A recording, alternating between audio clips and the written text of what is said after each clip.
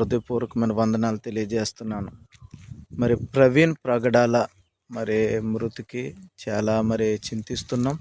క్రైస్తవ లోకం కూడా మరి ఆయన మృతిపై చాలా మరి బాధపడుతూ ఉన్నారు. మరి ఈ విషయాల్లో ఒక 2-3 విషయాలు నేను చెప్పాలని ఆశపడుతున్నాను.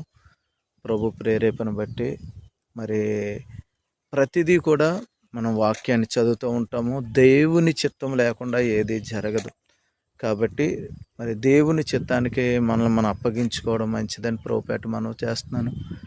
రెండవదిగా ఏంటంటే దైవ సేవకులు ఈ విషయాల్లో చాలా ముందుకు వచ్చి అందరూ యూనిటీగా ఉన్నారు.